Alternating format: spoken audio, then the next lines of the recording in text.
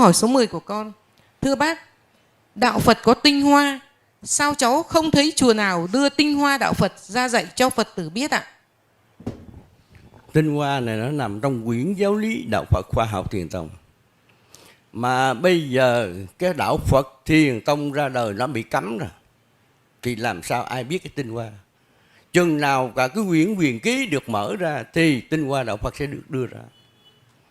Mà bây giờ đạo nào cũng vậy, mà nếu đưa cái tinh hoa rất quý lắm. Nhưng mà tại vì nói thật, mấy ông thầy sợ đưa tinh hoa ra rồi ông không cúng được, thì nó muốn dẹp cho bằng được vậy thôi, thấy không? Vì thế mà tinh hoa không thể nào ra được. Đức Phật Thích Ca đã từng nói tinh hoa đạo Phật không thể phổ biến trong cái thế giới kim tiền này được. Rồi con hỏi tiếp đi. Thưa bác, câu hỏi số 11.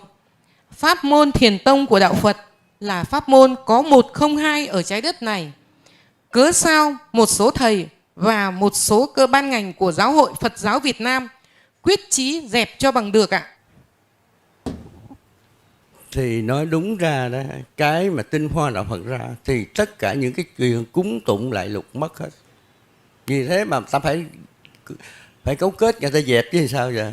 Nếu để cái này thì làm sao người ta đến chùa người ta cúng nữa? Vì thế bắt buộc người ta phải cố gắng phải dẹp bằng được cái này, tìm đủ mọi cách, thấy không? Thì cái đây là cái thế giới vật lý, nó là vậy đó. Nhưng mà nên nhớ một điều, có thể dẹp được mà cũng có thể không. Khi bác yếu sức dẹp liền, bác còn mạnh chưa dẹp được, có vậy thôi. Rồi con hỏi tiếp đi. Câu hỏi số 12 của con. Thưa bác, Việt Nam có vua Trần Nhân Tông tu theo Thiền Tông thành Phật. Cớ sao các thầy trong Giáo hội Phật giáo Việt Nam cho pháp môn Thiền Tông là của bọn Ma Vương? Vậy vua Trần Nhân Tông tu theo Ma Vương sao ạ? Nói đúng ra đó, người ta nhìn cái đồng tiền, mấy giáo hội nhìn cái đồng tiền nó quên được cái tinh hoa của đạo Phật. Trần Nhân Tông gọi là Phật Hoàng Trần Nhân Tông mà làm gì Ma Dương được, thấy không? Vì thế mà cái đồng tiền rồi nó quên đi cái tinh hoa của đạo. Một vị vua dám bỏ ngai vàng lên trên núi Yên Tử tu cái Thiền Tông này, mà làm sao Ma Vương được? Bởi vì người ta mất cái quyền lợi, người ta dùng đủ mọi mánh khóe để người ta chửi với ông Thiền Tông này. Mà kể cả ông vua là được xếp vào tổ 34 của dòng Thiền Tông, làm sao mà nói là Ma Vương được?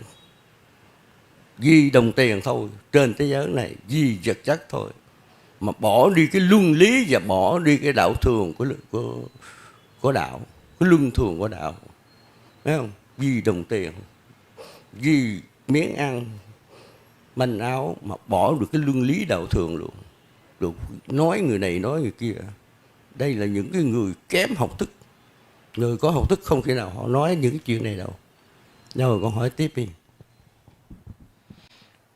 Câu hỏi thứ 13. Thưa bác, đạo Phật là giải thoát, cớ sao không chùa nào ở Việt Nam tu giải thoát ạ? Chữ giải thoát này nè, nó đi theo cái dòng Thiền Tông. Mà từ khi Đức Phật dạy đến nay, đến năm 2561 năm mới được công bố ra. Công bố này được 3 năm. Thì trước đó có ai biết là cái giải thoát là cái gì? Nhưng mà nghe tiếng giải thoát ra nó chửi. Đạo Phật là đạo giải thoát. Bây giờ tôi căn cứ vào cái chỗ này nè. Chính ở Sài Gòn có một cái chùa giác ngộ mà không biết giác ngộ là cái gì. Có tờ báo giác ngộ mà không biết giác ngộ là cái gì. Cứ đăng tầm bậy tầm bạ không. Đăng moi móc người này, moi móc người kia thôi. Đó. Tờ báo là cái nơi trí thức để cho một con người viết. Mà báo giác ngộ là để trí thức của người tu theo đạo Phật viết. Mà mấy chục năm có ai viết được cái bài dạy giác ngộ không? Vì thế vì tiền chứ không phải. Bởi vì thời mạt Pháp này người ta tu tiền chứ không phải tu gì đạo Phật, đạo cái tinh hoa của đạo Phật. Rồi con hỏi tiếp đi.